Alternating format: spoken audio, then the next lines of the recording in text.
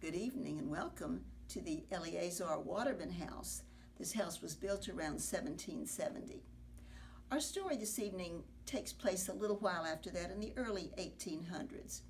It was the custom of local planters to take their families away from the area in the warm weather months.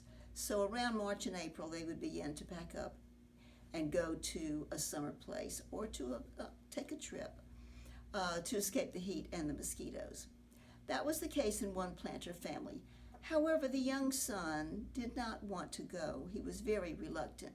So it was decided that he could come and stay with his aunt and uncle here in this house. There was a niece, the same age as him, and they had been happy playmates for so long. So they waved goodbye to the family down at the port of entry at the foot of Cannon Street. So the summer was spent happily with the young boy and his cousin, playing and doing all the things children would do. But it became close to the time when the family should be returning. And time went by and there was no word.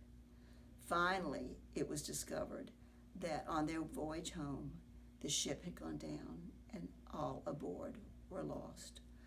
Well, the young boy was distraught, and he would sit in a rocking chair in the third story of this house, looking out the window. At that time you could see across the lots down to Sampit River, and he was looking for the ship that would bring his parents back, hoping against hope. Of course, that never happened. So after a few months, he began to get some semblance of normality back. He began to play and was hunting and fishing and doing things little boys do. But he always had an aura of sadness about him. As the winter came on, he was taken by a fever, and after a few days, he succumbed to the disease. So a few days after his funeral, crying began to be heard from the room he had occupied. When the family would rush in to see what it was, there was no one there. Finally, one afternoon, the young cousin heard the crying. So on her own, she crept up the stairs to the door, peeked in, and there she could hear the crying loudly, and the chair was rocking back and forth.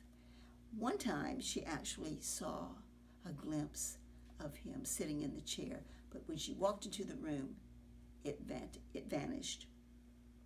Well, generations have gone by, and the report of hearing the crying of the fretful child can still be heard.